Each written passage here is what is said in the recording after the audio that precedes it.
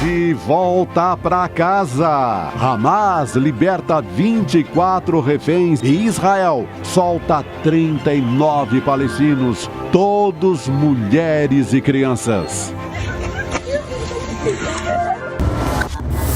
Tanques de Israel deixam Gaza, mas bombardeiros podem voltar daqui a 3 dias. Treta dos poderes. O choque entre o Congresso e o Supremo Tribunal Federal pode interferir na indicação de ministros para STF e PGR. O ICL Notícias, segunda edição, está no ar.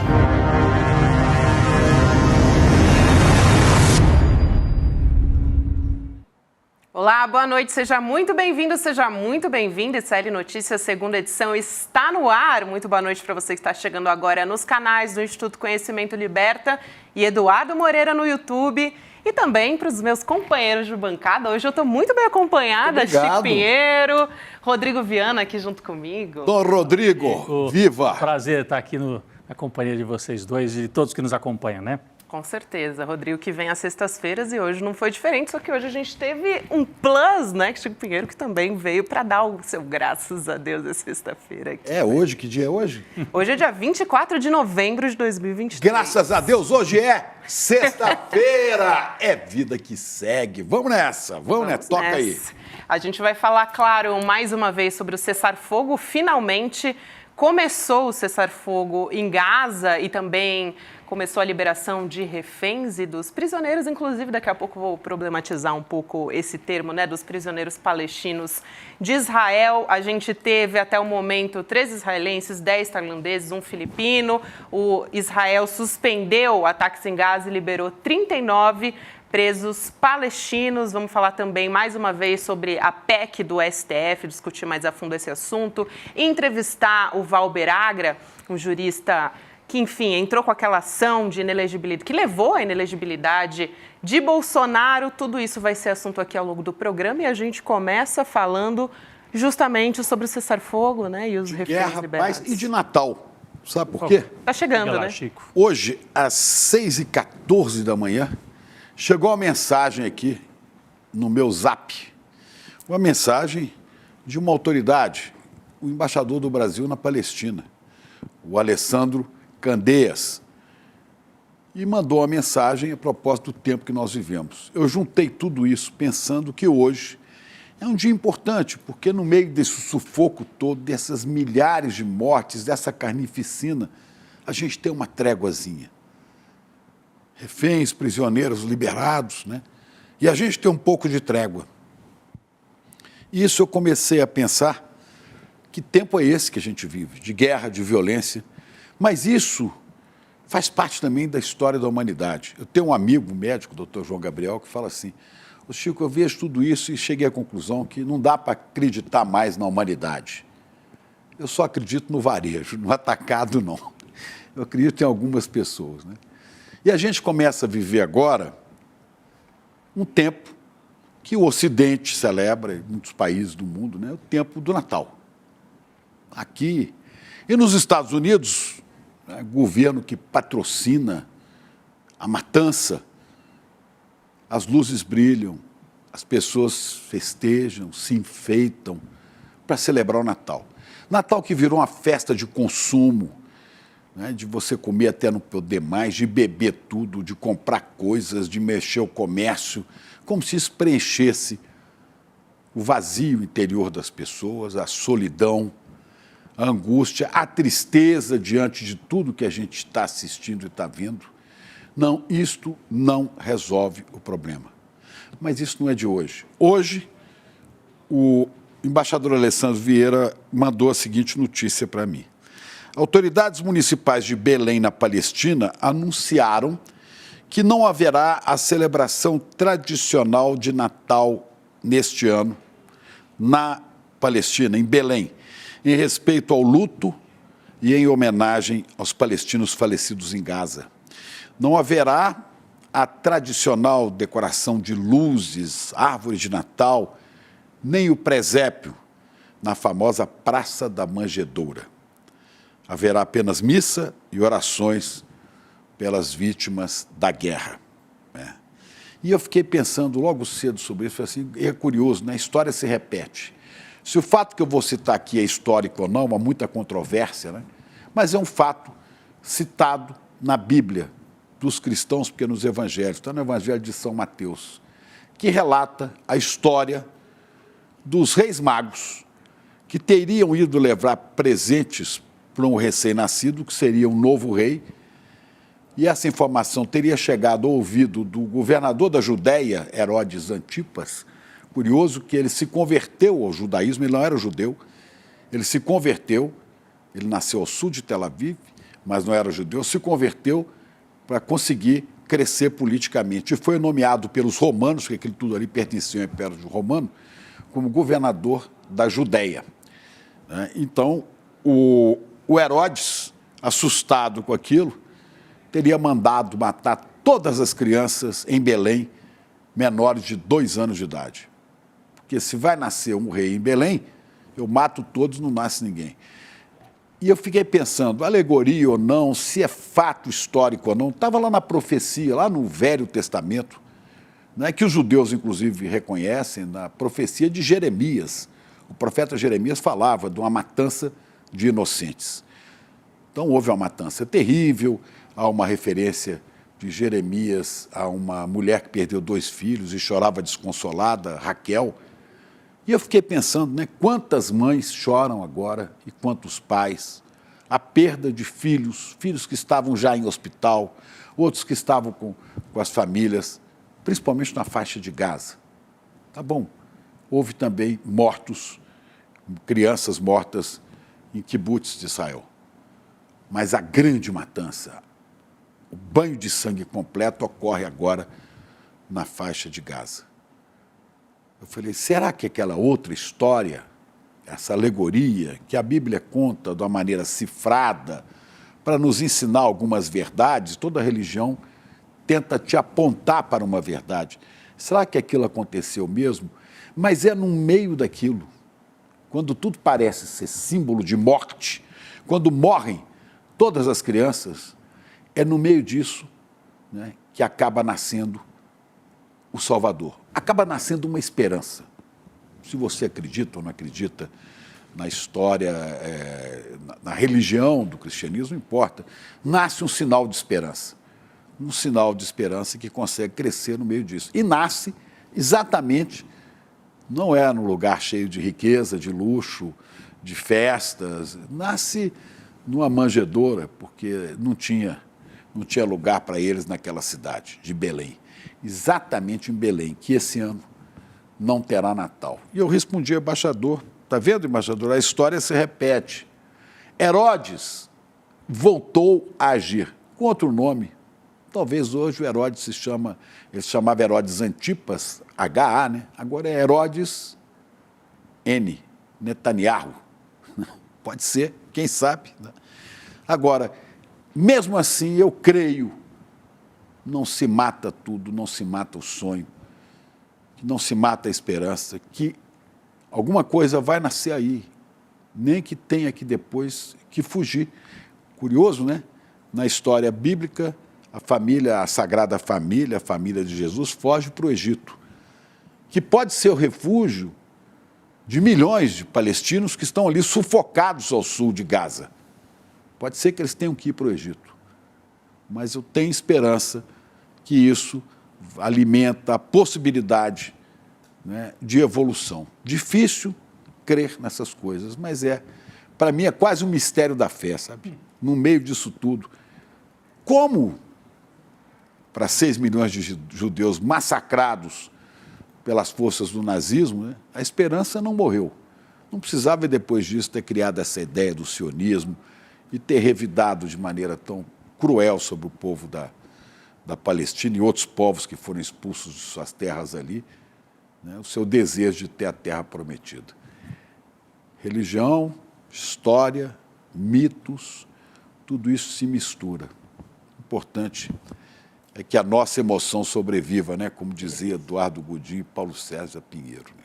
Chico, então o Natal em Belém cancelado, eu estava lendo aqui, né, a população da Palestina, cerca de 1% é cristã, né, é uma pequena, né, mas é um local, aliás, são vários locais, Jerusalém, Belém, vários locais sagrados para o cristianismo, e a gente lembra que um pouco antes de acontecer esse massacre em Gaza e tal, já havia uma movimentação dos extremistas israelenses, e há uma cena terrível, né? Peregrinos cristãos que estão lá em Jerusalém e vão caminhar ali pela cidade antiga de Jerusalém, e alguns radicais extremistas israelenses, judeus, cospem nos cristãos como querendo dizer, esse chão não é o chão de vocês. Então há uma sensação alimentada pelo Netanyahu, ou Netanyahu talvez, né, Gabi, seja já resultado disso, de que aquela terra tem que ser só para os judeus, né? Assim, expulsar os árabes, os palestinos e também os cristãos. Isso tudo os cristãos são minoria, né? Assim, mas não importa, simbolicamente tem um peso também importante. Seria tão interessante se as três religiões e as três culturas pudessem conviver, né? Há uma carta muito antiga, uma carta de um bispo que foi sacrificado lá no começo da história do cristianismo, né? Uma carta que ele escreve a uma comunidade cristã, isso quando os cristãos eram perseguidos, já naquela época, né? Na época do Império Romano. Né? Que ele fala, para o cristão ou para Jesus, toda terra estrangeira é uma pátria, assim como toda pátria é uma terra estrangeira. Isso é boa. Por quê? Eu não pertenço a esse universo aqui, né? Eu pertenço ao mundo que eu sonho poder viver, a utopia. E toda terra estrangeira, para mim, passa a ser uma pátria. Então, a faixa de Gaza é também nossa pátria, né? É nossa pátria, onde o sangue de inocentes é derramado outra vez. Humanidade sem impressionante que uma parte dos cristãos aqui no Brasil, em outros países também, mas aqui no Brasil especialmente, uma parte dos cristãos, especialmente dos neopentecostais, aplaudem, estão achando que está bom isso aqui e que Israel teria direito, sei lá por quê, qual a interpretação bíblica, né, de promover o que quiser, porque Israel seria herdeira, né, enfim, de pensamentos e de profecias quase bíblicas. Mas ele também tem uma baita ignorância a respeito da história, a respeito das próprias escrituras judaico e cristãs, né? Há uma ignorância, há manipulação de pastores, claro, né, que associam a extrema-direita a Israel. Você vê quantas bandeiras de bolsonaristas, bandeira de Israel junto com bandeira do Brasil. Contradições, né? Porque o Bolsonaro, em vários momentos, faz referências elogiosas, em vários momentos, de alguma maneira, ao nazismo. Sim. Ele e seus seguidores, o secretário de Cultura, lembra? Sim, claro. Pois é, lá no começo imitando Goebbels, né? Imitando Goebbels. Ele recebendo uma líder de partido neonazista, Sim. em Brasília, quando presidente, mas eles misturam, isso é conveniente, né? E assim, a parceria da extrema-direita no mundo, né? Bolsonarismo, Bolsonaro, Netanyahu, Trump e agora o presidente eleito da Argentina, que também disse que vai visitar Israel, vai visitar Estados Unidos e Israel. É simbólico isso, claro, né? É uma aliança da extrema-direita aí desenhada em torno do atual governo de Israel, né, Gabi? Exatamente, Rodrigo, você falou dos neopentecostais, né, que é uma religião que aqui no Brasil está crescendo. A gente encontra, inclusive, uma igreja neopentecostal a cada esquina, né, onde as pessoas conseguem justamente encontrar refúgio, conforto, né, que elas procuram, e vai se tornar a maior população, né, religiosa. Em breve a gente vai ter maioria de neopentecostais. Talvez em 2 ou 3 anos, viu? Talvez em 2 ou 3 anos. Os especialistas fazem um cálculo um pouco maior do que esse. 2030, não é isso aí? Exatamente. Sim, 2030. 2030, mas essa é a expectativa. E preocupa, lembra a Brizola? Falava, né, que se os pentecostais, neopentecostais entrarem na política, nós vamos ter problemas. Agora, temos que também dialogar. Tem uma boa parte dos evangélicos e neopentecostais que não seguem essa linha. Assim como na época em que o catolicismo era dominante e os bispos, alguns eram ultraconservadores, você dialogava com a base católica, né? Então, é o diálogo que tem que ser feito, mas que tem uma liderança muito conectada com esse movimento extremista e com Benjamin Netanyahu e com o que hoje Israel representa, isso é inegável, né? Isso está escancarado até pelas bandeirinhas de Israel carregadas nos comícios da extrema-direita e pelo fato, eu nunca esqueço isso, né? O Bolsonaro foi na campanha de 2018 dentro da Hebraica, o clube lá do Rio de Janeiro, e ofendeu a população afrodescendente brasileira sob aplausos e risos dos presentes, que eram 90% judeus no Rio de Janeiro. Então, eles sabiam o que estavam fazendo, estavam aplaudindo e debochando da população afrodescendente ao lado de um candidato que tinha louvado um torturador no dia da sessão de afastamento do golpe contra Dilma Rousseff. Então, uma parte da comunidade judaica gostou de fazer essa aproximação e de estar do lado da extrema-direita brasileira, como está do lado da extrema-direita lá no Estado de Israel. Né? Tem umas imagens aqui da devastação em Gaza, de tudo destruído. Põe aí para nós, olha. Você pode ser cristão, não ser cristão, ter fé nisso ou não ter fé naquilo, ser de alguma igreja, não ser de igreja nenhuma. Você pode ser agnóstico, eu não acredito nada disso, tudo bem. Agora, se você estudou um pouquinho e conhece a doutrina do cristianismo, a doutrina do evangelho de Jesus, a ética subjacente a esses textos, você tem certeza absoluta que quem morre em Belém e quem morre na Palestina hoje é Jesus, dentro daquela ética. Ele não é quem manda matar. Não pode ser. Não faz sentido. Vamos continuar falando dessa história da guerra, né? Esse cessar-fogo que foi um acordo entre Israel e o Hamas, começou a valer, de fato, esse acordo de 4 dias na guerra em Gaza. Os primeiros 24 reféns foram libertados pelo Hamas e também Israel libertou 39 prisioneiros palestinos. E aí, só fazendo um parênteses aqui, né? Mas esse termo prisioneiros tem sido muito questionado pela imprensa e pelos palestinos justamente porque é uma linguagem colonizadora, né, pela perspectiva deles. Então, eles estão mudando para hostages, que seriam reféns também, assim como a gente usa para falar dos reféns do Hamas, eles também usam. Mas existe um questionamento, porque é uma política de Estado de Israel e, por isso, a imprensa, de maneira geral, costuma usar prisioneiros. Bom, seguindo adiante, para além desse... É muito importante, A luta das palavras é uma luta importante. É um olhar, né? É fundamental o que você trouxe aí. Exatamente. Viu? Porque de um lado é refém, do outro lado é prisioneiro. Que história que é essa? É claro, é que porque os palestinos estão presos por um Estado, estão em um sistema prisional. Mas e daí tem alguns... Dos dois lados tem mulheres, tem crianças, tem mulheres e crianças inocentes. E do lado palestino, a Heloísa pode falar muito melhor, porque ela esteve lá e ela acompanhou algumas histórias. Mas, Chico, do lado palestino, o Estado de Israel simplesmente sequestra algumas pessoas e leva para a cadeia sem processo, o que eles chamam de prisão administrativa, que nós tivemos aqui na ditadura brasileira, na ditadura do Pinochet, prisioneiro ou refém na Argentina. Então, o que Israel fez, especialmente nas últimas semanas, passando o rodo, desculpe a expressão, mas é o que eles fizeram ali na Cisjordânia. Foram prendendo gente, levando para cadeia sem processo. A pessoa não sabe nem por que está presa. E muitas crianças. Impressionante. Exatamente. Falando nela, Elô está entre nós. Boa noite, Elô. Boa noite, Elô. Boa noite, pessoal. É isso aí, gente. É exatamente isso. As pessoas ficam presas sem saber qual é a acusação contra elas, quando serão julgadas, se serão. Aquele limbo à mercê do Estado de Israel. Isso, para mim, é sequestro. Esses são reféns, como os outros que estavam lá com o Hamas. E são crianças de a partir de 12 anos. Eu acabei de ver uma imagem de um menino que não deve ter mais de 13, que foi solto hoje. Então, a situação é essa, eles são reféns tanto quanto. Então, saíram 24 reféns de um lado, 39... o menino que eu acabei de falar. Quantos anos vocês acham que tem esse menino? 14. 13 anos? 14 anos no máximo?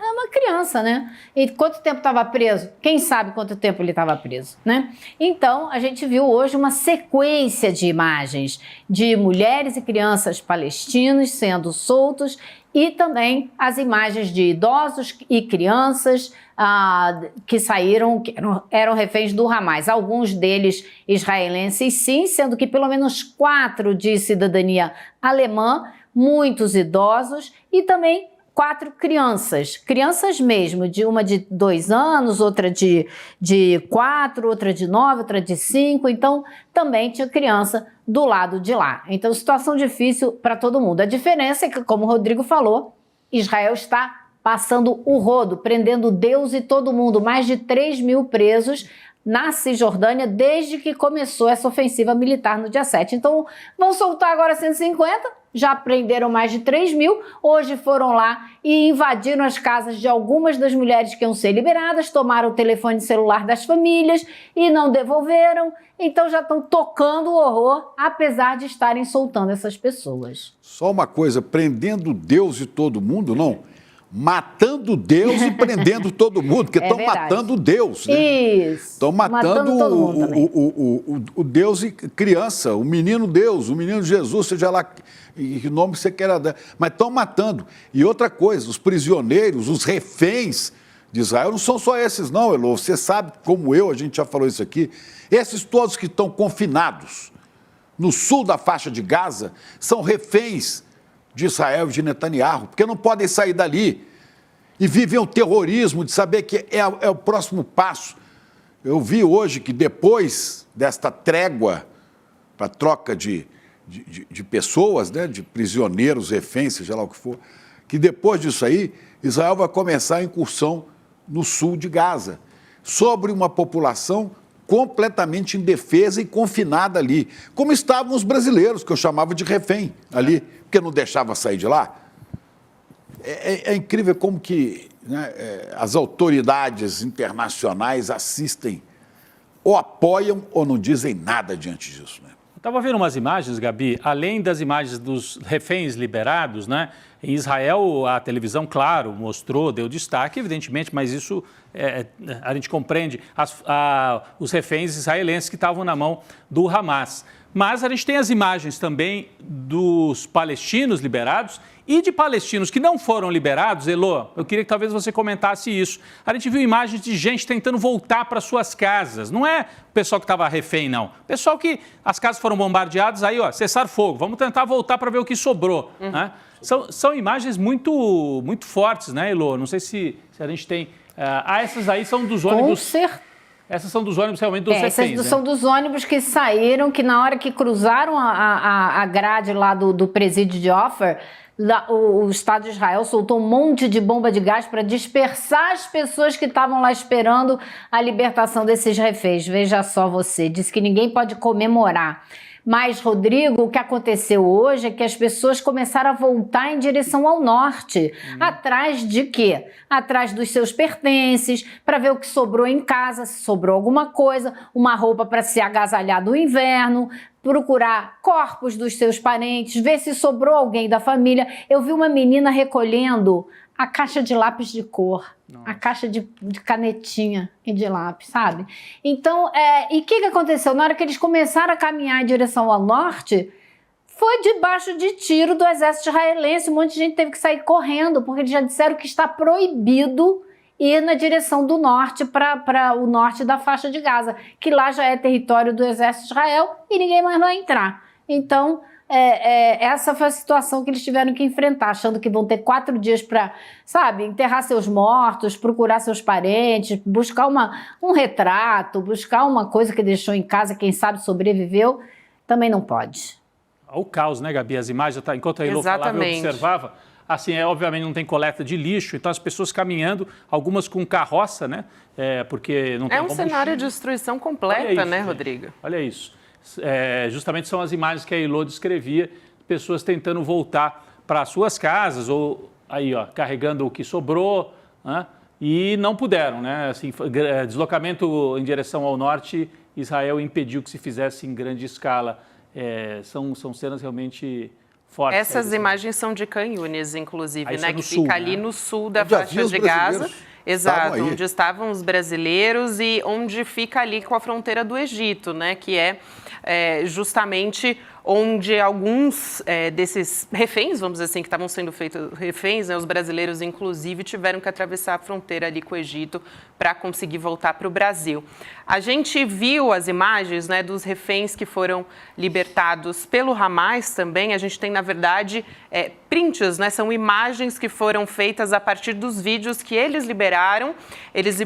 Foram liberados em Gaza em carros da Cruz Vermelha e foram para o Egito. Foram 25, sendo 12 tailandeses e 13 israelenses. Entre os israelenses estavam 4 crianças, o Aviv Katz, de 2 anos de idade, Ras Katz, de 4 anos de idade, a gente está vendo aí na tela, a Emília Aloni e também o Ohad Mundar, de 9 anos de idade. Foram essas crianças que foram libertadas também. Esses os israelenses, né? Exatamente. Os reféns israelenses. Exatamente. Entre eles 4 crianças que você descreveu aí, né? Exatamente. E a gente tem também... Esse menino de 9 anos saiu com a mãe dele e com a avó. É uma família de 3 gerações que estavam juntas. E a gente tem as imagens também. Saiu uma criança de 9 com um adulto, eu não sabia, então a gente tem a imagem, né, da avó também, né, que foi liberada. Eu vou pedir se a gente conseguir separar para mostrar também.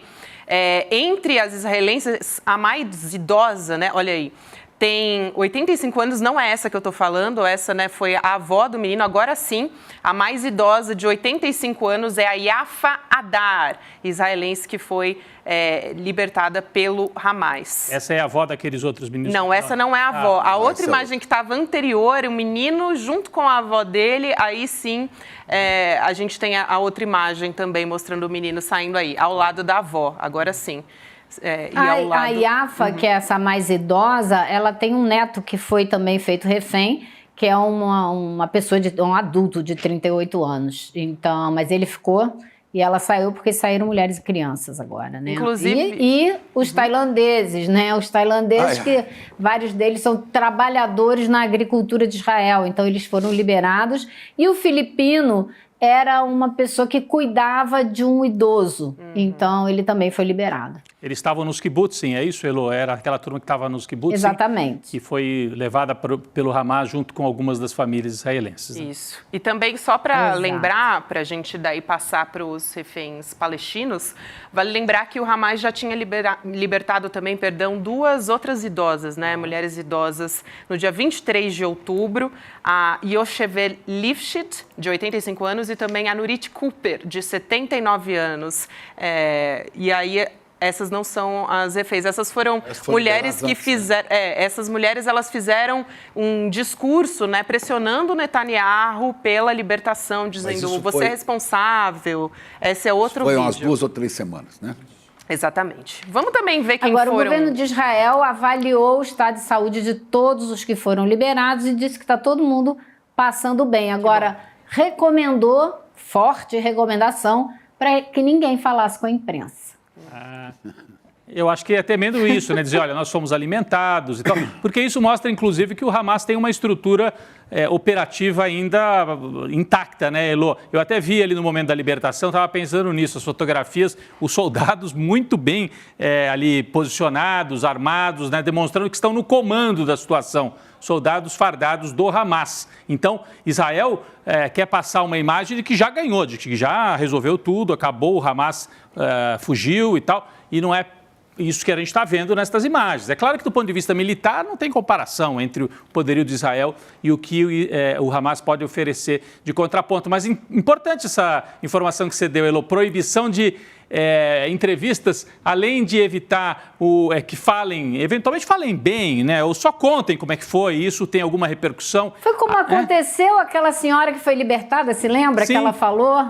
Ela falou bem, falou que foi muito bem tratada e tal. Eu acho que eles não querem repetir essa situação, porque não pegou muito bem. E mais, Rodrigo, acabei de receber hoje um trechinho muito curto de uma entrevista de um cientista político americano muito respeitado da Universidade de Chicago, dizendo que os Estados Unidos, olha o ato falho, que o que Israel está fazendo com essa matança só é um desserviço para Israel, além de de ser eticamente inaceitável. E aí ele falou o seguinte, presta atenção nos números, ele teve acesso às pesquisas feitas por Centro de Estudos Israelenses e que mostram que nos primeiros 6 dias após a guerra, as manifestações no mundo mostravam que 69% das pessoas eram a favor dos palestinos e 31% dos israelenses. Não estava tão mal assim. Mas depois que começou essa campanha, hoje 95% da opinião pública das pessoas que se manifestam a favor dos palestinos. Então, essa guerra da informação, aparentemente, Israel já perdeu mesmo. E tem mais uma coisa, o Netanyahu talvez seja hoje o maior responsável, né, pelo ressurgimento e pelo incremento do antissemitismo no mundo. Israel, o Netanyahu, né, ele atenta contra um patrimônio ético, moral do próprio povo judeu, né, porque ele desperta um sentimento de ódio a ele próprio, Netanyahu, e as pessoas menos informadas misturam isso com os judeus. Se eu fosse um judeu, como vários que a gente conhece, que são contra essa chacina, né, eu estaria protestando não deixar esse cara falar diante da bandeira. Porque essa bandeira tem estrela de Davi, essa bandeira tem uma história, né? Essa bandeira cobriu, né, corpos depois e restos mortais de gente assassinada pela brutalidade da extrema-direita, do nazismo, do Holocausto. E fica esse cara, esse assassino, falando, cercado por bandeiras. Esse cara faz um mal ao povo judeu, uma coisa absurda. Absurdo. Eu queria só complementar, Elô, você falou dessa pesquisa, desse cientista político. Pesquisa desta semana, feita pela Atlas. A Atlas é uma empresa internacional de pesquisas, fez pesquisa também sobre a popularidade do Lula, etc. Mas ela fez, Elô, não sei se você acompanhou, uma pesquisa encomendada pela CNN Brasil sobre a política externa brasileira, né? E aí, uma das perguntas, na sua opinião, perguntando para os brasileiros, os bombardeios de Israel na faixa de Gaza constituem terrorismo de Estado e crimes de guerra? Sim, a maioria diz que sim. No Brasil, 42,7% dizem sim, constituem terrorismo de Estado e crimes de guerra. Não, 36%. Olha, o que o Lula apanhou depois de dizer que Israel estava cometendo terrorismo de Estado, a imprensa brasileira inteira bombardeando, dizendo, inteira não, nós aqui não, mas a imprensa tradicional, a imprensa, a velha imprensa, dizendo assim, não, o Lula errou a mão, não podia ter usado o termo terrorismo.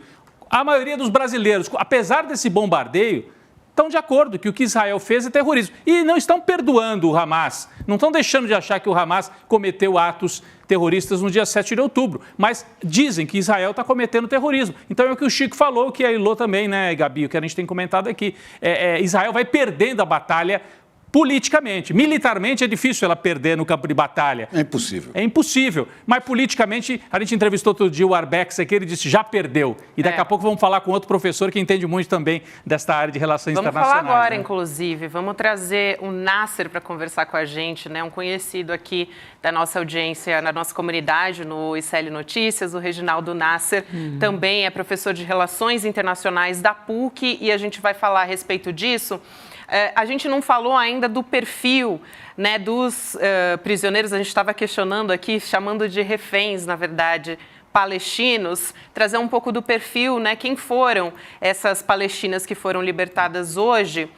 Foram 39, 24 mulheres e 15 menores de idade, todos meninos nesse caso, né? Então, crianças e adolescentes que foram libertados. Aí a gente tem a Yasmine Shaban, que é de Jenin, inclusive a Elô vai poder falar sobre isso, porque ela esteve em Jenin, na Cisjordânia, né? Que é um campo de refugiados que foi, inclusive, muito bombardeado desde o dia 7 de outubro. E também tem 4 filhos e ela foi sentenciada a 6 anos de prisão. Vou pedir... Aí, a gente já tem a foto dela, essa mulher que está usando óculos. Tem também a Nufus Hamad, que é a presa mais jovem, 16 anos, foi condenada, olha só, 12 anos de prisão por esfaquear um colono judeu. é ela que você está vendo agora, né, que está usando o vermelho. E a gente tem também a Mara Bakir, foi presa quando tinha 15 anos. Olha, gente, a gente vem falando sobre a prisão de crianças e adolescentes. Essa é um bom exemplo, né, essa mulher. Ela estava na solitária há 40 dias, então trazendo um pouco do perfil para a gente humanizar, né, o que são esses números das mulheres e das crianças que foram libertadas de maneira geral. Agora sim, Nasser, boa noite para você, professor. Eu queria te ouvir um pouco a respeito disso, justamente porque as mulheres e crianças têm sido a face dessa guerra que a gente está assistindo, né? Boa noite, um prazer estar aqui com vocês e já parabenizar o ICL por fazer aquilo que parece ser óbvio, mas a mídia corporativa não faz. Essas pessoas que estão encarceradas, elas têm vida, têm nome, identidade, ou tem mãe, ou tem pai. Então isso é muito importante, porque estão completamente desumanizados. Olha, essa questão de crianças é algo recorrente na questão palestina. Ela veio à tona agora na grande mídia porque está sendo colocado na troca, né, com os reféns israelenses. Mas essas prisões estão sendo feitas, inclusive centros de defesa de direitos humanos judaicos, que os palestinos, eles acompanham isso detalhadamente e fazem denúncias sistemáticas. E mais do que isso, esse número de pessoas presas, sabe mais do que nós aqui, esteve agora na Cisjordânia, mas aumentou tremendamente na Cisjordânia depois do dia 7. Né? E lembrando que a Cisjordânia não tem Hamas.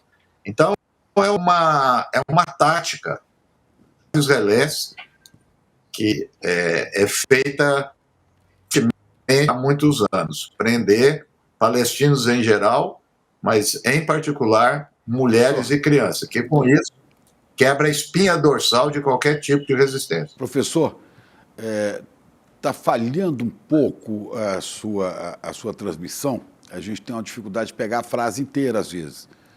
Então, vamos tentar aí, nosso pessoal da técnica aqui, tentar reconectar o senhor, porque é muito importante o que o senhor está dizendo para nós, para toda a audiência do ICL. Não é? Exato, agora, porque é muito... A gente reconecta aí e volta a chamar o senhor já. Mas o que ele tá dizendo, a gente tem visto, mas não é só no Brasil, né? É a mídia do Ocidente toda, praticamente toda. O Brasil é mais grave ainda, né? Eu acho mais grave ter uma mídia mais pró-Israel do que a mídia israelense. O Haaretz, o jornal israelense, inclusive está sendo acossado, atacado pelo governo de extrema-direita israelense, ameaçado mesmo de fechar. Eles aprovaram umas regras lá que, se o jornal for declarado inimigo da pátria lá, eles podem partir para um ato mais radical contra o jornal israelense. Mas eu queria pedir para a Elô uma ajuda aqui. Elô, a gente falava na abertura que entre os libertados e entre os presos, né, por Israel, tem muita gente que não sofreu o processo formalmente. Mas essas primeiras que nós mostramos aqui eram mulheres que tinham sofrido processos, né? A gente tem de tudo. Tem gente que foi presa muito jovem e está condenado, cumprindo pena. Tem gente que nem sabe por que está presa, né? Então, só para deixar claro isso, porque eu falei disso aqui na abertura, mas o perfil das presas, das libertadas que a gente trouxe agora, é de mulheres que estavam cumprindo pena, vamos dizer assim, né? Então estavam oficialmente presas. Então eu quero só assim deixar claro que há as duas coisas. Não é que todo mundo também foi preso e não sabia por que estava preso. Não é isso, Elô? Exatamente, e inclusive essa moça que é a mais jovem de todas as que foram libertadas hoje, ela foi condenada por tentativa de esfaquear um colono judeu. Agora você para e pensa, como que é essa aí? Como é que ela tentou esfaquear um colono judeu? Ela estava muito bem na casa dela, um dia saiu e foi correndo lá no meio da colônia judaica que ocupa o território palestino para tentar esfaquear alguém? Ou você acha que é muito mais provável que ela estava lá, nas oliveiras lá da família dela, e os colonos judeus vieram provocar, e ela... Enfim, é o que a gente sabe que acontece o tempo todo. Eu vi motorista de táxi falando, quando eles chegam perto, cercam-se mais de um carro, eu saio batido, porque eu já sei o que vem. Eles ficam provocando o tempo todo, e eles estão fortemente armados. Então, essas mulheres, quase todas, foram sim condenadas, estavam cumprindo alguma pena e até uma delas tinha um dos jovens, tinha até mais um mês só de prisão para terminar a pena. E o pai dele falou, eu esperaria outro mês se fosse para soltar alguém que tinha uma pena mais longa ainda pela frente. Eu esperava mais um mês para o meu filho sair. E ela, a Mará Bakir, que a gente mostrou também agora há pouco, ela deu, bom, primeiro que ela encontrou com a mãe, foi uma cena assim super emocionante, as duas chorando e tudo, e aí ela começou a falar, disse que foi maltratada na cadeia, que precisava de cuidados médicos que não teve, precisava de uma operação que também não pôde fazer, porque ela foi baleada no braço, essa cena aí, ela encontrando com a mãe. Ela foi baleada no braço, precisava de uma operação que não foi feita, e aí ela disse que tá saindo, estava feliz de sair, mas que sofria muito porque ao saber que a libertação dela dependeu de tantas milhares de vidas palestinas nessa ofensiva militar israelense. Porque foi, né? Não, desculpa, você estava concluindo, é que eu ia avisar que o professor Reginaldo Nasser já conseguiu se reconectar e ele queria retomar aquele raciocínio, ele estava dizendo sobre a importância de humanizar, né, explicar quem são essas pessoas. A Ilô estava justamente fazendo isso. Professor Reginaldo Nasser, de volta com a gente aqui, então, nesse momento, já reconectado. Se quiser retomar daí, então, obrigado mais uma vez pela sua presença. Tá, boa noite. Eu estava dizendo que o que o Israel está fazendo é muito importante. Parece algo óbvio, mas não é. Eu tenho visto as emissoras norte-americanas e com raríssimas exceções que há uma individualização das palestinas e dos palestinos. Quer dizer, uma desumanização frequente nos meios norte-americanos, né? Então, acho que isso é fundamental. São mães ou filhas, ou no caso de palestinos, pais, que têm uma história, e o mais importante também, para a questão política, a gente não pode esquecer isso. Tudo isso que está acontecendo é num contexto de ocupação, né? Outro dia, e isso viralizou, uma jurista italiana, que é consultora da ONU, ela fez uma exposição brilhante, descaracterizando essa ideia de que Israel tem direito à defesa. A defesa não cabe, da forma como ele está fazendo, em situações de ocupação. Então, às vezes, as pessoas não sabem ou esquecem, né, que esse contexto é fundamental. Então, essas prisões que acontecem frequentemente na Palestina é num contexto de ocupação israelense. Isso é fundamental. Queria aproveitar para trazer uma informação. Pode falar, Elô, já na sequência eu... Não, eu só ia dizer, porque ali, na verdade, o que as pessoas estão fazendo é se defender dessa ocupação, né? Então, elas sim têm o direito de defesa, né, professor? É isso. Não, e muitas dessas mulheres, porque os palestinos são muito politizados, né? Tem aquele símbolo antigo de um menino palestino jogando pedra em tanque.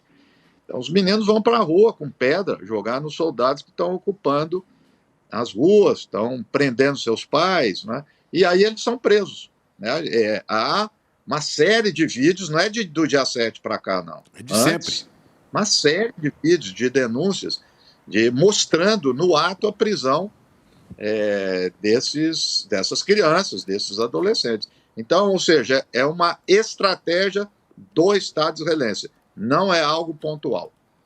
Eu ia complementar... Eu queria saber só qual o palpite de vocês para a sentença, tamanho da sentença para a criança que joga pedra num tanque israelense. Podem dar seus palpites aí.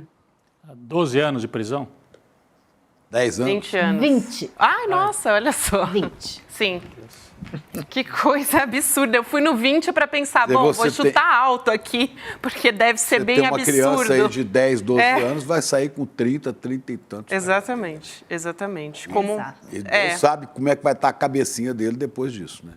Eu queria aqui complementar uma informação que o Rogério Jordão trouxe para a gente, aqui da nossa equipe, de que Israel reprimiu uma comemoração da libertação, né, de presos, da prisão de Ofer, e feriu 31 pessoas. Aí só para eu ler aqui...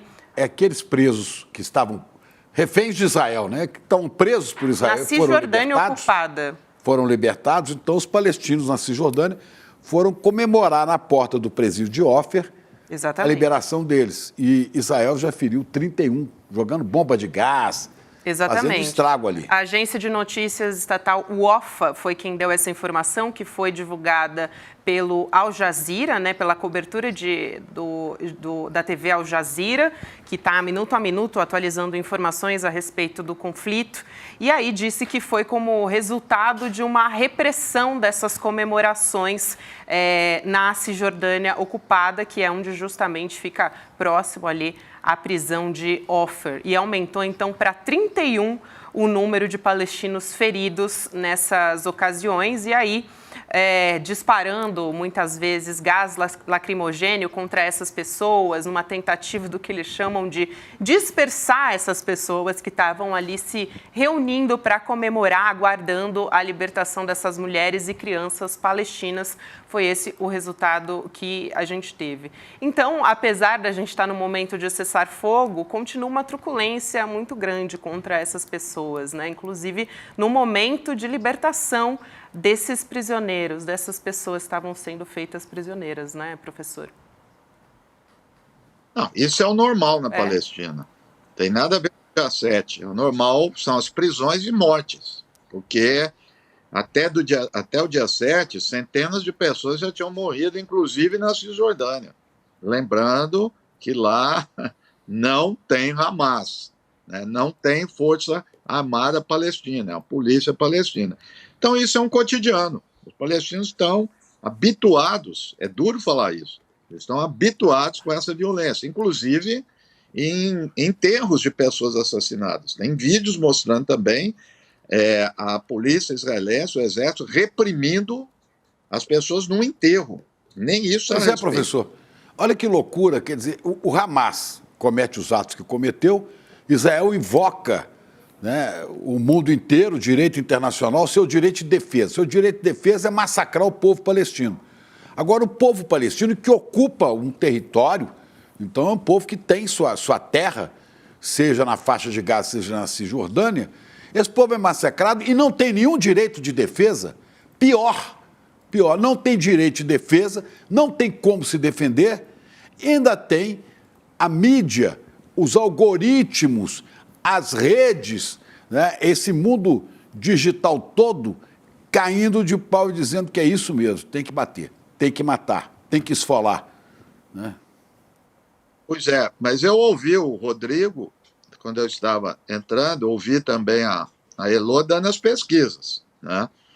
Elas são verdadeiras, inclusive essa do Brasil, reiterar o que o Rodrigo falou, apesar de Globo, apesar de Folha de São Paulo, de Estado, sistematicamente fazendo a narrativa tendo como fonte as agências oficiais do governo americano ou israelense. Olha, nem o New York Times, nem o Washington Post, ninguém faz isso. A nossa imprensa está muito abaixo disso, né? E mesmo assim, as pessoas têm sentimentos, para além da questão política. As pessoas conseguem se situar e ver essa assimetria, o que está sendo feito com a população. Então, as ruas do mundo, antigamente falava as ruas árabes. Não é só a rua árabe. É a rua da Europa, é a rua da América do Sul, é a rua da América do Norte, é a rua da Ásia, que estão saindo e estão protestando contra isso, porque, na verdade, essas questões acontecem e podem acontecer em qualquer lugar do mundo. Então, isso diz respeito também ao problema global.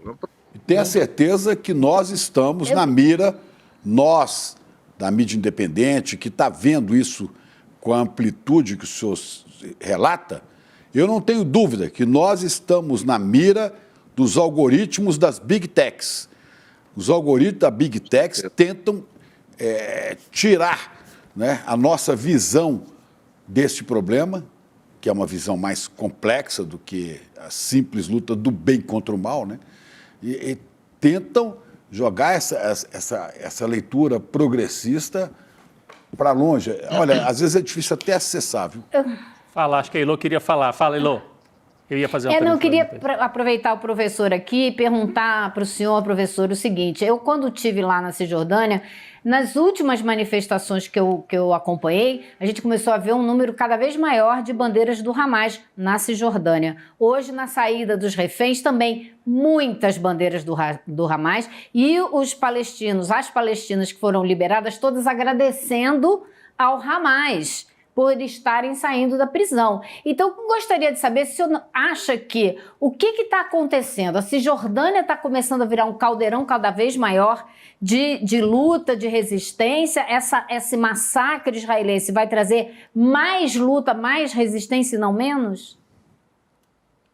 Com certeza. O Hamas é algo bem cíclico isso, né? Quando o Hamas, vamos dizer, quando está na normalidade, né, cheio de aspas aqui, que a normalidade é a ocupação, a repressão e tudo mais, mas o Hamas não é tão bem avaliado. Quando há o conflito armado, bélico, ele sobe. Por quê? Ele é o único ator armado e que aparece como defensor dos palestinos. Então, isso em outras ocasiões aconteceu também.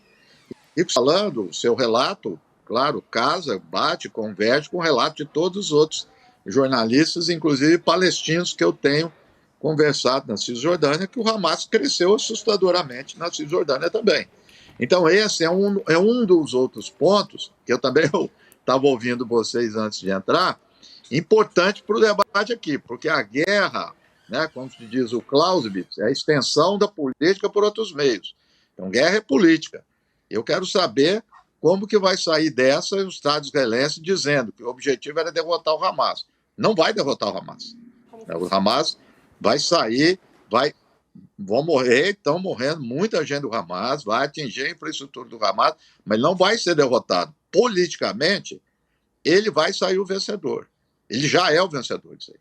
Vai ser impossível ele não sair, porque é ganhar a opinião pública, ganhar a opinião dos palestinos, né? Muita gente compara com a famosa Batalha do Tet, no Vietnã, onde militarmente os Estados Unidos ganhou a Batalha do Tet.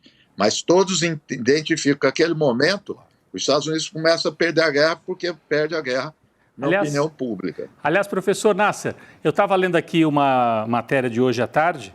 O presidente Biden dos Estados Unidos, tem tudo a ver com isso que você estava falando, diz que há chance de prorrogar o cessar-fogo entre Israel e Hamas. Ele disse isso hoje. Eu queria pedir para você uma análise sobre isso e também tentar compreender se esse cessar-fogo significou um fôlego para o Netanyahu, para que ele diminua a pressão interna, porque a parte da comunidade ali israelense estava pressionando, cadê os reféns? Traga de volta. Então, ele ganha um fôlego. E também para poder direcionar a força dele contra o Líbano, contra o Hezbollah, enquanto tem um cessar-fogo de alguns dias. É isso ou é o contrário? É uma demonstração de fragilidade, ter que negociar com o Hamas, que eles dizem que deveria estar extinto, que ele foi para a guerra dizendo, nós vamos acabar, não tem Hamas mais, acabou. E aí está sentado na mesa negociando com o Hamas. Então eu queria o seu entendimento. É um fôlego para o Netanyahu ou é um sinal de enfraquecimento, de uma certa derrota, ter que admitir o Hamas como um ente com o qual você negocia até, né? Justamente. Eu acho que são as duas coisas. Eu acho que tem uma pressão muito grande na sociedade israelense, no parlamento, em todos os instantes, mobilizações, e isso acabou pesando. Apesar de ele ter resistido. Segundo as versões, havia essa proposta já há algum tempo. Ele resistiu, acabou cedendo. E há membros do seu governo que ainda não concordam com isso. Então, isso é de um lado. Do outro, eu acho que é essa questão que você apontou. Logo quando saiu o acordo, eu fiz essa observação. Porque se o Hamas é terrorista, se o Hamas tem que ser aniquilado, como é que você vai negociar com o Hamas? Né? Quer dizer, implicitamente você admitiu que ele é um ator político, né? E, portanto, reconheceu a legitimidade, né, do sentido dele representar os palestinos de Gaza, pelo menos isso. Então, isso é um sinal, sim, de fraqueza política. De outro lado, eu também tenho um outro ponto, eu também estava ouvindo a questão, aí, você estava falando sobre a questão militar. Olha, a vitória de Israel, do grande exército, poderoso Israel, não tá muito bem entendida assim, não. Outro dia eu li um analista militar israelense dizendo o seguinte: olha, Israel já empregou, em termos de toneladas de bomba, mais do que Hiroshima e Nagasaki somados. Além disso, a força que Israel está empregando agora é a mesma que ele fez em 1967, contra 3 exércitos, do Egito, da Síria e da Jordânia, que é a chamada Guerra dos 6 Dias. Ganhou em 6 dias.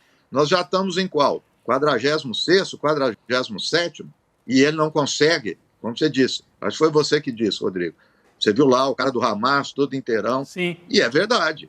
Então, os blindados que entraram, que iam resolver a questão, todo mundo dizia, quando houver invasão terrestre, tudo, perceba que os bombardeios aéreos continuam, e muito. E por que o bombardeio aéreo continua?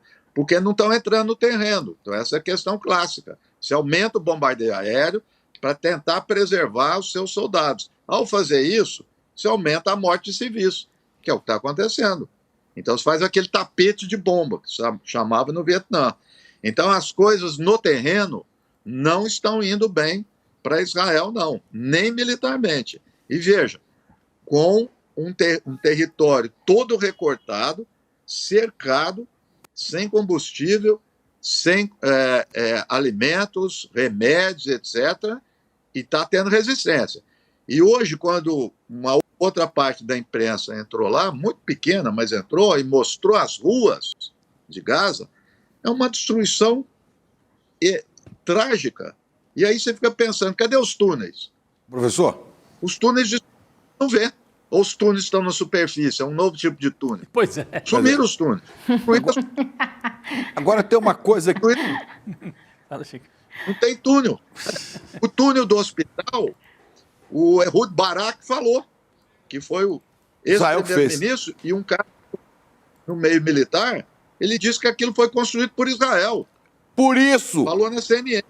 Por isso é que Israel foi em cima do hospital, porque sabia que ali tinha túnel. Então nós vamos mostrar o túnel dos terroristas. Nada, é túnel que eles mesmos fizeram.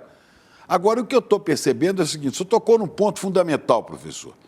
Quando o Netanyahu negocia com o Hamas, ele reconhece a autoridade do Hamas, porque está negociando. Você tem que negociar com quem você reconhece que tem força. Claro. Né? Não estou entrando no mérito se é bom, se é ruim, mas está negociando. Eu sei que a extrema-direita de Israel está furiosa com o Netanyahu porque ele negociou isso. Mas muitos judeus que não são netanyahistas, né, estão agora cobrando que isso avance para libertar mais. E cada vez que ele for avançar agora, mais fragilizado ele fica. E se ele bombardear, depois dessa trégua, complica mais ainda a situação dele. Quer dizer, eu acho que, como desde o começo, né, Netanyahu se meteu num beco sem saída e cada vez vai ficando mais estreita a possibilidade dele fazer um tour de force. É isso. Não é? Pois é. Dúvida. Quando eu acompanhei bastante a questão do Talibã no Afeganistão, eu me lembro perfeitamente quando os Estados Unidos parou de chamar o Talibã de terrorista. Logo depois, o Trump fez a negociação com o Talibã. Porque você tem que uma coisa ou outra. Então, ele deixa de ser terrorista, você negocia, ou é terrorista, você não vai negociar. Então, eles estão numa encruzilhada. Agora, só um ponto que eu acho que é mais preocupante também, para a gente não ficar tão otimista. O que aqueles divergem do Netanyahu, então a possibilidade de quem venha substituir o Netanyahu é o Lapid, e também estão cogitando o ministro da Defesa. O que eles sobre a Palestina não tem diferença nenhuma do Netanyahu. O Lapid diz, com todas as letras, dizendo que toda a população de Gaza é responsável pelos ataques do Hamas. E não vamos esquecer, a primeira declaração foi dia 8 de outubro do ministro da Defesa, que ele ia cercar Gaza com alimentos e água e tudo, porque lá não habitam pessoas, habitam animais. Isso é o ministro da Defesa, que essa semana alguns jornais árabes cogitaram, né, de ele vir a substituir o Netanyahu. Então, ou seja, eu acredito que a pressão de fora ali de Israel, quer dizer, da sociedade israelense, né, de fora do governo, da sociedade israelense, da sociedade norte-americana, das sociedades do mundo árabe, das sociedades na Europa.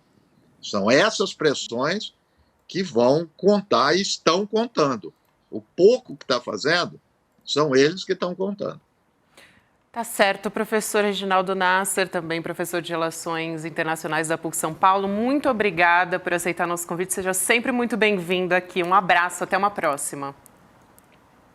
Prazer estar aqui, boa noite. Sempre bom te ouvir, professor. A gente continua aqui com a Elo Vilela. A gente vai falar um pouco sobre um jornalista muito importante, né, na cobertura desse conflito, que é o Motaz Zaiza. Ele está na faixa de Gaza e foi escolhido o Homem do Ano pela GQ, né, a revista GQ Magazine. A maior parte dessas imagens, uma boa parte dessas imagens, desses vídeos que a gente vê mostrando a realidade em Gaza nas redes sociais, tem sido uma cobertura muito importante feita pelo próprio Motaz, né? Muitas delas mostrando bombardeios, como que estão sendo as vítimas também, né? Crianças, até são imagens bastante difíceis para quem segue o Motaz nas redes sociais, onde ele posta essas imagens. São imagens muito difíceis de acompanhar e agora ele merecidamente trazendo, né, a GQ trazendo a imagem do Motaz como o Homem do Ano, ele que tem feito uma cobertura importantíssima e que faz a diferença para a gente poder ver a realidade que está acontecendo, né, Lu? Ele fez cada imagem assim absolutamente incrível. Eu me lembro que uma das primeiras pessoas que mostrou a dimensão da destruição foi ele, porque ele conseguiu fazer com um drone e subir no celular. Então ele vai para o meio de uma área toda destruída e a câmera vai subindo e você vai vendo aquela destruição toda. Então a revista, essa é a edição para o Oriente Médio da GQ, disse que quando começou a procurar quem seria o Homem do Ano da capa, eles queriam alguém que tivesse promovido alguma mudança. E aí, quando começou esse conflito, que eles começaram a ver o trabalho do Motaz, eles disseram, não tem nem escolha, é o Motaz e acabou, porque o que ele mostrou ao mundo está mudando a imagem que as pessoas têm. Ele está fazendo mudança, que é o que a gente estava falando agora, a guerra da informação, por conta do trabalho dessas pessoas. E Israel está perdendo. Por quê? Porque eles conseguiram furar o bloqueio, furar a bolha e trazer a imagem da realidade. E aí a revista também diz o seguinte, que ao homenagear, reconhecer a coragem que ele teve para fazer a cobertura que está fazendo, e quando ele some das redes 2, 3 dias, as pessoas já começam a ficar apavoradas, mas ela diz que ao escolher ele também, ela aproveita para fazer uma homenagem à coragem de outros jornalistas e cita outros 4 nomes.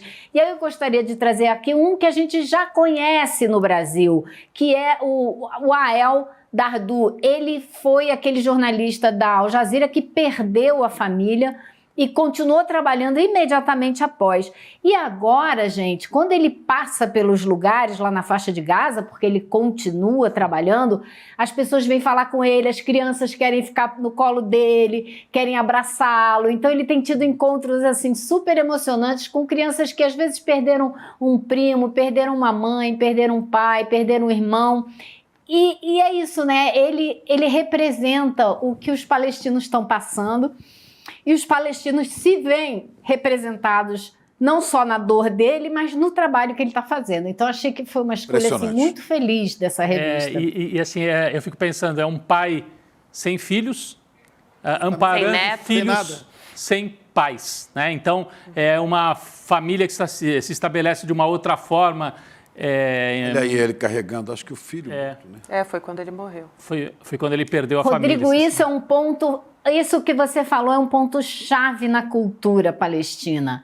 É a força da família, é o se irmanar, né, com os outros que estão passando ali, que vivem do seu lado. Isso é muito forte na cultura palestina. Então, acho que não é à toa que ele adquiriu essa popularidade, né? Porque ele é esse sentimento, ele representa esse sentimento e ele vive esse sentimento no dia a dia do trabalho dele. E essa família não tem nada a ver com aquela família de Deus, pátria e família, não, sabe?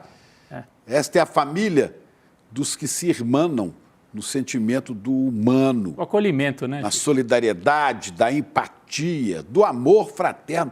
Isto é família. A minha família não se limita àqueles com quem eu tenho laços de sangue, ela se expande naqueles que, junto comigo, sonham o mesmo sonho e que um consola o outro. É uma coisa profunda, fortíssima, isso que a gente vê aqui desse colega jornalista. Eu fico imaginando que dá sentido também, né, Elô, para a vida dele. Imagina, a gente não consegue imaginar a dor, né? Ele perdeu a família toda, ele continua trabalhando, então isso também deu sentido. Então, ter voz, poder falar, mostrar ao mundo o que está acontecendo, isso dá sentido de um lado. E de outro, poder abraçar uma criança, né? E falar, bom, meu filho não está mais aqui, meu neto, os meus filhos, né, no caso dele, né, porque perdeu vários, a companheira, enfim, a família foi embora. Mas tem outras crianças que ficaram sem pai. Então, eu posso ser o pai de crianças, de outras crianças, né? Pai não, mas enfim, uma figura consolo, que acolhe, né? Rodrigo? Exatamente, É um exatamente consolo, um isso. acolhimento, exato. Mas ele é pai dessas crianças todas agora. Né? E É irmão pai, de todos. é tio, é primo. E é irmão de todos aqueles que perderam os irmãos, né? É isso que eu falo. Isso é a família. Esse não é a família do Deus, Pátria e Família, não, viu? Isso é a família verdadeira. Agora, é família da humanidade, né? A irmanada aí na humanidade. O Elô, eu vi que você se emocionou, né? Então, bom, isso também é o nosso trabalho. Queria dar o prêmio para Elô, sabe? O quê? O Elô queria dar o prêmio para você. O prêmio porque você esteve lá e você viu e você relatou e você deu testemunho do que você presenciou e você não falha na defesa da verdade que você viu e que a sua inteligência e o seu coração, né, te fizeram descobrir. Eu queria dar um prêmio desse de jornalista para você. Não? Eu acho que é só a sensibilidade, assim, a gente fica muito tocado, né, de ver o que eles estão passando e depois da gente conhecer, porque é isso, né, a gente está falando muito aqui da maneira como a gente tem que humanizar essas pessoas. A gente não precisa fazer nada para humanizá-las, a gente só precisa mostrar que eles são, porque eles passaram um cerco de décadas sendo retratados como pessoas ruins, como terroristas, como uma religião esquisita, que sei lá o quê. E é apenas diferente. E não tem nada de diferente quando você chega perto, porque eles te levam para dentro de casa e você vê que é a mesma coisa que a gente. É o pai, é a mãe, é o tio, todo mundo junto se beija, sabe? Então, eu acho que é por isso, a gente vê e Elô, eu fiquei com uma dúvida só. Essa revista é uma revista com sede nos Estados Unidos, eu estou certo? Eu não entendo tanto do mercado editorial. Mas essa é uma edição para o Oriente Médio. Então, sempre existiu essa edição para o Oriente Médio, assim, chama a atenção, né, que uma revista dos Estados Unidos faça uma capa dessas, né, valorizando um jornalista, assim, que está lá contando um massacre, né? Como é que você interpreta? Aí não é mais tanto a emoção humana, mas a estratégia de comunicação. E mostra que uma parte da imprensa ou da mídia dos Estados Unidos, seja por interesse comercial ou o que for, está com uma cobertura um pouco melhor do que a nossa aqui, né? Não a nossa do ICL, mas a da mídia convencional brasileira. Enquanto isso, até antes da Elô responder, a gente vai transmitir as imagens que o Motaz fez para que as pessoas tenham um pouco de noção do que foi a cobertura dele, qual é o trabalho que ele tem feito importantíssimo na faixa de Gaza, para que a gente possa conhecer o sofrimento, né, que os palestinos têm passado. Olha aí o Motaz Azaiza. Tem som, gente? Temos. Não, é a imagem dele enquanto está trabalhando. E tem também, se a gente conseguir colocar, vou pedir aqui, essas imagens que ele faz com drones, né, que a Elô ressaltou aqui, são bastante importantes também, mostrando a destruição depois dos bombardeios. O Motaz tem feito um trabalho brilhante nesse sentido. Eu vi, Gabi, umas imagens recentes dele no Hospital Al-Shifa. É de chorar, gente. É de chorar o que virou o Hospital Al-Shifa depois que o exército de Israel tomou conta. O que sobrou e o entulho que virou. Era um hospital de primeira linha, o maior hospital de Gaza. Virou um depósito de lixo, tá? Uma destruição só. Olha lá, vamos falar dele que é melhor. Ele trabalhando, se dedicando ali para mostrar as coisas E eu achei assim, Rodrigo, que é uma edição para o Oriente Médio. Então, não é uma edição para os Estados Unidos. E claro que aí ele vai dialogar com o Oriente Médio, com essa pessoa na capa, super bem. Pode ser que os israelenses não gostem, mas essa imagem que eu queria mostrar, olhem bem o que é isso. A gente começa naquele rosto simpático dele, risonho, e ele vai abrindo a imagem, vai levantando o drone. Foram as primeiras imagens do tamanho, da dimensão da destruição que a gente viu, que eu me lembro assim, que ficou marcada na minha memória. Mas eu acho que é isso, Rodrigo, é uma edição para o Oriente Médio, agora é uma edição muito bem escolhida, o texto é todo em inglês, né? Não é, eu vi na internet, todo em inglês, explicando a escolha, como foi feita, por que foi feita. Então, eu acho que tem um impacto, né? Acho tanto tem que nós estamos falando aqui na América do Sul sobre essa capa, né? Quer dizer, é uma edição para o Oriente Médio, nós estamos noticiando aqui na América do Sul. Então, de alguma maneira, dialoga para além do público dos Estados Unidos e para além do público do Oriente Médio. Essa imagem que a gente mostrou, só para não deixar passar... essa discussão que a gente estava falando... Essa daí, ó, Elo, que começa, né, com ele embaixo e aí vai mostrando o bombardeio, é muito impressionante. Ele tá ali justamente falando, eu sou Motaz Azaz, porque ele se apresenta muito nas redes sociais. E é muito impactante, porque, se não me engano, nesse vídeo ele diz, a gente está resistindo, aqui estamos mais um dia vivos, não sei até quando.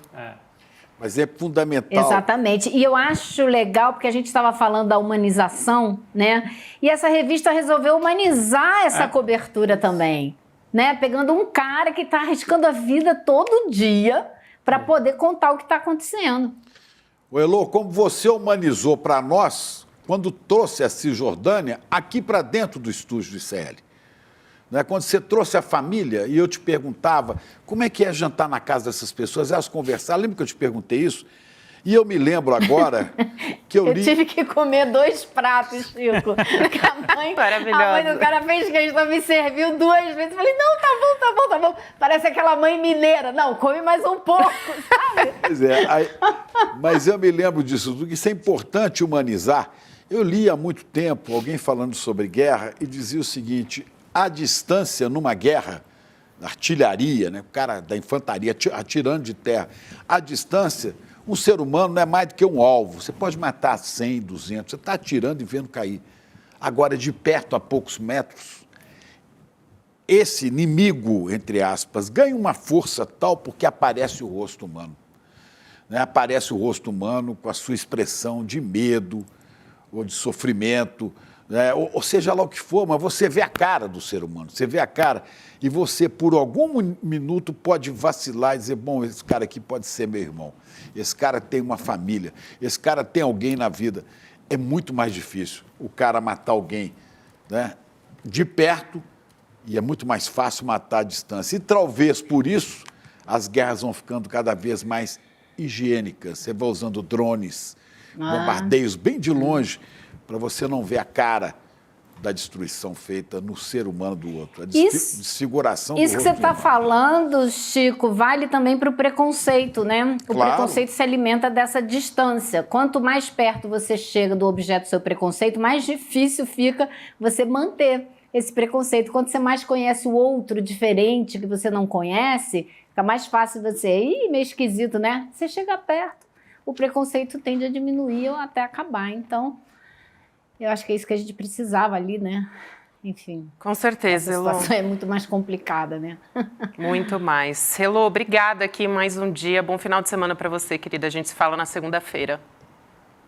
Bom fim de semana, pessoal. Valeu, Elo. E só para dizer que o homenageado, além de tudo, é bom tecnicamente, porque a imagem que, né, essa passagem assim de repórter que vai abrindo, aquilo ali, você precisa, né, você fala 2 frases, mas a imagem já comunicou tudo, então ele sabe fazer, né? O cara ele é bom no que faz, né? Ele é bom, ele é corajoso, isso é importante, mas também é bom tecnicamente, ou quem está com ele, não sei se ele tinha um cinegrafista. Ele faz sozinho. Ele faz sozinho, isso é mais impressionante. O drone. Ele mesmo controla, né? Ele está controlando ali na hora. Então, tecnicamente também, trabalho bem feito, né? Com certeza. Tem uma muito parecida com essa que ele faz, justamente mostrando assim a câmera subindo, né? O drone vai subindo conforme ele está falando, que ele está também no meio dos escombros, só que segurando um ursinho vermelho, simbolizando ali. E era um ursinho justamente de alguma casa, né? De um bombardeio. Uma criança bombardeada. Exatamente. Aí mostra, né? Muito simbólico ele fazer isso. Então são imagens assim, vale muito a pena conferir, assim, claro. São imagens muito, muito horrorosas. Assim, são pesadas, então te dou esse aviso, mas vale muito a pena conhecer o trabalho do Motazaz Ais, é importantíssimo para a gente continuar acontecendo realmente o que está acontecendo na faixa de Gaza. Agora, vamos mudar de assunto, gente, porque a gente vai falar agora sobre a PEC, aquela PEC que limita os poderes do Supremo Tribunal Federal. Um dia depois do Senado aprovar justamente essa PEC, o presidente Lula jantou com os ministros do Supremo. O encontro aconteceu no Palácio da Alvorada com os ministros Gilmar Mendes, também com Alexandre de Moraes e o Cristiano Zanin. De acordo com o jornal O Globo, Lula disse o seguinte, que ninguém levou o problema para ele e que foi surpreendido, então, com a aprovação da emenda em dois turnos no Senado, inclusive com o voto do líder do governo, Jacques Wagner. Não precisaria nem ter esse voto, né, para aprovar, mas ainda teve essa indigestão, vamos dizer assim, com a base dele do governo. A gente vai chamar aqui o Valber Agra, né, jurista Valber Agra, inclusive, que entrou com a ação que levou à inelegibilidade de Jair Bolsonaro. Valber, muito bom falar contigo. Boa noite para você. Boa noite a todos e a todas. É um excelente prazer falar com você, Gabi, Chico, Rodrigo. Sempre é bom voltar aqui a esta casa. Que bom. O prazer é nosso te receber, Valber. Eu queria justamente falar sobre a PEC, né, do STF. A gente tem discutido muito aqui em toda a nossa programação do ICL Notícias sobre como é uma PEC que, tecnicamente, é importante de ser discutida, mas talvez o momento, né, em que a extrema-direita está tomando essa pauta para si e usando, inclusive, para atacar os ministros, existe ali esse conflito. Então, queria te ouvir uma análise, inclusive, a respeito disso. Bem, uma PEC não pode ser um instrumento para ordinarizar a Constituição. Veja que o quórum é um quórum mais qualificado, exige o maior número de votos, 3/5 em 2 turnos de votação, e ela tem uma série de restrições. Por exemplo, você não pode fazer uma PEC quando é estado de defesa, estado de sítio. Mas a PEC, antes de tudo, afora essas questões formais, tem uma questão substancial. Uma PEC tem que ter legitimidade. Uma PEC, antes, ela tem que ser alicerçada em discussões com a sociedade, que aqui não vai discutir o mérito especificamente dessa decisão do Senado, porque você não pode ter uma corte constitucional com 11 ministros, sendo 11 ilhas, mas você fazer uma decisão de inopino, uma decisão sem discussão da sociedade, como se fosse literalmente uma vindita privada, isso choca. Não há uma inconstitucionalidade formal, mas há uma inconstitucionalidade clara, substancial. O que é essa inconstitucionalidade clara, substancial? É um desvio de poder. Está se tentando constranger, está se tentando emparedar o STF depois das suas atitudes, depois das suas posições firmes, garantindo a democracia brasileira. Eu queria tentar aqui trazer um pouco também do cenário político, né, para a gente tentar observar esse contexto. O que chama a atenção, esse jantar do Lula com o Supremo Tribunal Federal no dia seguinte à votação. Significa o quê, talvez, no entendimento do senhor? Eu sei que a sua área é a jurídica, mas o senhor transita muito bem também pela área política e as duas estão ligadas, né? No entendimento do senhor, porque no meu entendimento significou assim, o Lula dando um certo recado para os senadores, do tipo, não vou lançar o Supremo ao mar. Eu estou ainda com os meus compromissos com o Supremo. Apesar do líder do governo, Jacques Wagner, ter dado um voto, e não foi só o voto dele, né? Não foi só o voto dele. Ele carregou com ele. Pelo menos 4. O Otto Alencar, que é da bancada da Bahia, é ligadíssimo ao Jacques Wagner. E pelo menos outros 2 ou 3 nomes, eu conversava com o Chico Pinheiro aqui mais 4 cedo. nomes levantaram ontem. Então, sem esses votos que o Jacques Wagner ajudou a carregar para aprovar a PEC, A PEC estava derrotada e o Rodrigo Pacheco estava derrotado junto e talvez criasse uma crise grande, né, Chico? Se o Jacques Wagner não tivesse anunciado previamente qual seria o seu voto, é muito provável que a PEC fosse derrotada, porque quando ele pronuncia, antecipa o seu voto, esses caras, esses outros que queriam votar com os bolsonaristas, porque é bom que deixe bem claro esse negócio de limitar o Supremo, é a guerra que o Bolsonaro trava com o Supremo, desde quando o Supremo o obrigou a fazer a vacinação, né? Desde quando o Supremo limitou os seus abusos autoritários, é a base bolsonarista que está em ação. Quando o Jacques Wagner anuncia que vai dar um voto, os outros se sentem encorajados a dar também. Se ele não tivesse anunciado, se ele simplesmente fosse votar personalisticamente, não daria nada, perderia do mesmo jeito. Mas seria uma derrota terrível para o Pacheco, que precisa criar a sua base à direita para ser candidato depois ao governo de Minas, porque a esquerda ele não tem apoio, então ele quer recuperar a base bolsonarista. Mas dizendo, olha, no tempo de Bolsonaro eu não era tão bolsonarista assim, né? O Alcolumbre quer essa base bolsonarista para se eleger presidente. Porque você tem um jogo aí, é o bolsonarismo, que eu temo que é a tentativa do golpe congressual. Querem emparedar o Supremo, sim. Querem emparedar o Supremo, não gosta de decisão do Supremo, então a gente muda o Supremo. É isso. Agora, eu não sei se o doutor Agra tem essa leitura. E vão ter maioria na eleição de senador, deputado, você vai ver. Eu queria só ouvir o doutor Agra nesse cenário político também, que afinal é um bastidor político, mas é um bastidor do mundo da mais alta corte do país. Como é que o senhor leu, né? Inclusive as reações do Supremo depois desse voto do Jacques Wagner. O Lula diz, né, para todos os efeitos, não, eu não sabia, veja bem, a minha base trabalhou contra. Mas, doutor Agra, o senhor acha que o Jacques Wagner daria esse voto sem um certo sinal verde que veio do Palácio do Planalto? Vamos por parte, teoria do Jack. Primeiro, eu não tenho essa leitura tão aguçada na condição política como o Rodrigo e o Chico têm. Então, eu já peço de longe minhas desculpas. Mas, para um iniciante, eu posso dizer algumas coisas. Primeiro, não há nenhum problema, não é não republicano que o presidente faça um jantar às claras com o ministro do STF e ministros outros. Daí não há nenhum problema. Há um problema muito claro. E isso as forças progressistas se esquecem, porque nós ficamos assim, me desculpem, num tom quanto voluntarista. Devia ser feito, devia não ser feito. Mas quantas vezes nós discutimos a importância do Supremo nos últimos acontecimentos?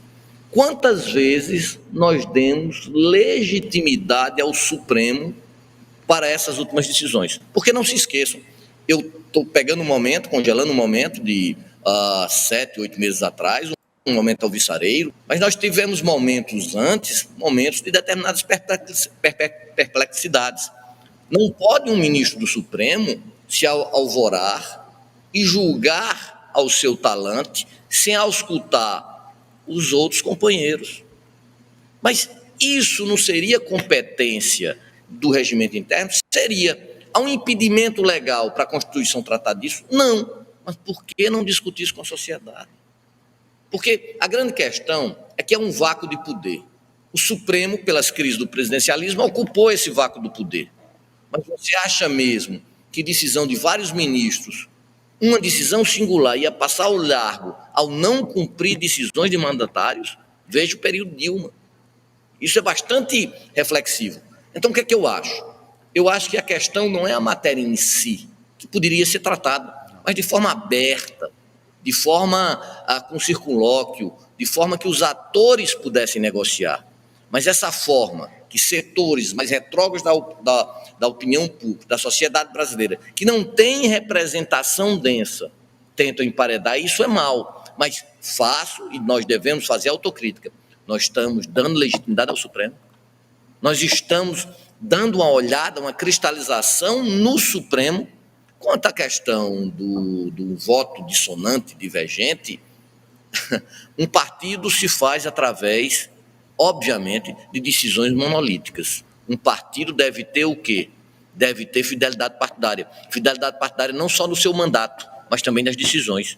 E os partidos brasileiros, eles têm que exercer isso. Mas o próprio STF, quando alguns partidos exercem o dever de fidelidade, o próprio STF, em algumas vezes, não garante essa fidelidade. Então, veja, você tem agora uma consequência. Eu não digo que toda causa há consequência, eu sou como Hume, eu não acredito nisso. Mas que há uma causa, nesse caso específico, uma consequência há. Então, a questão não é tão simples. Eu não seria tão pueril de dizer que seria o mal contra o bem. São questões que devem ser analisadas de formas mais profundas. Me desculpem, eu não tenho a cuidado de vocês, que são, obviamente, nossos dois mestres. Não é a cuidado, a gente só é um observador das coisas, né? E com a atenção voltada para todas essas notícias o dia inteiro. O doutor Águeda tem que ser mais cauteloso, porque ele é um operador que age e que atua no meio jurídico. A gente tem algumas liberdades aqui, porque eu nunca vou representar, espero, né, Chico, ninguém com ações importantes no Supremo, como ele já fez, né? Então a gente fica um pouco mais tranquilo. Pois é, claro. Agora, veja, o mérito dessa história.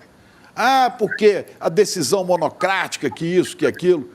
Muito bem. Eu não vi esse pessoal incomodado com as decisões monocráticas de Arthur Lira, que mandou cento e tantos pedidos de impeachment de Bolsonaro para a gaveta. Eu não vi o pessoal incomodado com a decisão monocrática de Rodrigo Pacheco na questão da CPI da Covid. Não, eu não quero mais. Olha, o Rodrigo Pacheco não queria deixar instalar a CPI da Covid. Foi o Supremo que obrigou a fazer isso, porque ele queria arquivar aquilo. O Augusto Aras, na PGR, mandava arquivar tudo monocrático. Mas o problema do Brasil é o Supremo. Sabe por quê? É o Supremo, porque foi o Supremo que garantiu as eleições. Foi o Supremo que abriu o processo por cima das fake news contra a Procuradoria-Geral da República. É o Supremo que está investigando e deve meter na cadeia Bolsonaro e seus asseclas. É o Supremo que está investigando.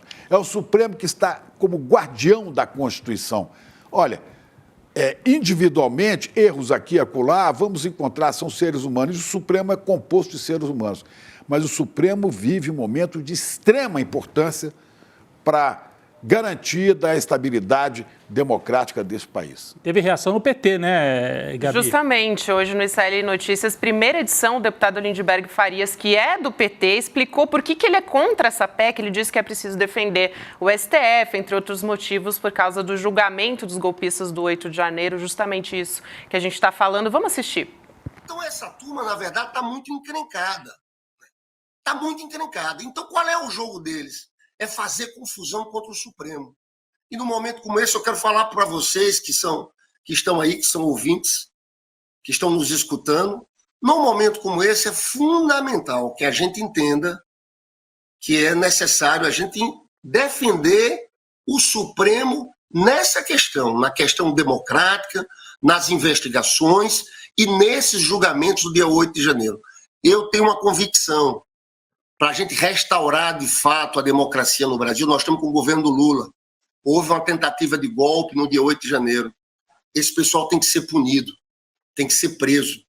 Porque se isso não acontecer, olha, eu tenho certeza que daqui a pouco eles vão tentar alguma outra coisa. Faz parte da essência deles, da índole dessa extrema-direita brasileira. A tentativa de sabotagem, tentativa de golpe. Então, eu acho fundamental que esse processo seja concluído e, para isso, a gente tem, nesse momento, que apoiar o Supremo. Inclusive, o presidente do Senado, Rodrigo Pacheco, também falou a respeito disso, dos posicionamentos que Gilmar Mendes fez, também o ministro Roberto Barroso, né, a votação da PEC. Ele disse que foi desproporcional a reação dos ministros do Supremo a respeito disso. Inclusive, no ICL Notícias Primeira Edição, a gente falou a respeito da população defendendo, o que eles acham, né, a respeito dessa reação dos ministros do Supremo, dessa PEC do STF, e eles justamente reagindo a respeito disso, né? O quanto a população, e na verdade os ministros não têm que seguir a opinião pública, e sim seguir a Constituição, né? Foi uma das coisas que foi discutida hoje de manhã. Diga lá, Valber, por favor, para a gente encerrar aqui esse último minuto. Eu acho que o grande antídoto contra essas críticas, e essas críticas contra o Supremo, a maior parte, elas são despiciendas, elas são peçarosas, elas têm nítido teor político sem se sustentar. é que nós possamos densificar, aumentar a legitimidade do STF. Essa é a grande questão. Eu acho que algumas vezes o STF ele vai afora as 4 linhas do campo, mas teve um papel importantíssimo para a democracia, e eu acho que as forças mais progressistas, nós devíamos discutir isso. Isso é da densificação, isso é reforçar o STF, que as decisões pudessem ser claras. Por isso que eu defendo, obviamente, que os julgamentos sejam televisionados, por isso que haja ampla defesa, por isso que haja contraditório, e isso é que se faz um STF cada dia mais robusto. E isto é o escudo da democracia contra esses ataques desvairosos de uma extrema-direita que é golpista, que é, obviamente, reacionária e que não segue nenhum parâmetro de direitos humanos ou de direitos fundamentais. Só para completar aqui, e não podemos tirar a atenção, desviar nossa atenção para as ações do fascismo, da extrema-direita, no Senado da República e em outros cantos desse país. Sabe? E ontem, uma frase para mim vai para a história do ministro Barroso. Não se sacrificam instituições no altar das conveniências. E eu concluo, e nem das safadezas bolsonarísticas. Porque o Supremo está para julgar o Bolsonaro, então a questão não é nem o mérito, né? Eu acho que não é o caso da gente discutir agora, que a gente já está no final. A instituição no altar das conveniências bolsonaristas. E nesse momento, né? Na política a gente sabe que não tem coincidência, né? Nesse momento, aprovar uma PEC dessa, do jeito que foi na correria, desse jeito, nesse momento em que o Bolsonaro está ali próximo, talvez, de ser julgado pelo Supremo Tribunal, e tem muitos ali do 8 de janeiro para ser julgados, não tem coincidência nessa história, né, Gabi? Exatamente. Gana Pespovo. Não tem coincidência nessa história. Valber Agra, muito obrigada. Jurista aqui, inclusive, que tem, né, o podcast aqui na casa, o Caleidoscópio Jurídico, vale a pena assistir de terça-feira. Valber, muito obrigada pela sua presença aqui. Um abraço prazer, e até uma próxima. Prazer, honra minha. Boa sexta a todos e a todas. Um prazer. Bom final de semana, querido. Obrigado. E a gente também vai se despedir por aqui, né? A gente reitera agora que tem Sinapse CL com Roberta Garcia e César Calejon. Você acompanha a partir de agora para você estar muito bem informado e vamos embora, né? Chico Pinheiro vamos e fazer Rodrigo aqui Viana. Chico Salutar, mas vamos encerrar com a nossa ciranda, a ciranda de sexta-feira. Sim. Peraí, tá bom, eu não sei. É assim que a gente termina. E vamos que vamos. Valeu. Turma, a nossa aula com Abdul Rahman Mohammed, Malcolm X, o homem e a mensagem, foi uma aula absolutamente indescritível. Só assistindo para entender o quão atual é a história de Malcolm X em relação aos problemas que a gente vive hoje, em 2023. Os problemas de racismo, os problemas de opressão, os problemas que sufocam boa parte da população do planeta.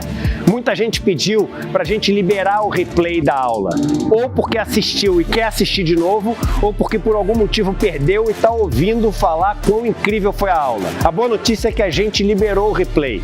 A notícia ruim é que está acabando o prazo para você poder assistir. Clica agora então no link que vai estar junto com esse vídeo para você poder assistir esse replay e entender do que eu estou falando. Malcolm X, o homem e a mensagem. Uma aula histórica que você não pode deixar de assistir. Vamos lá!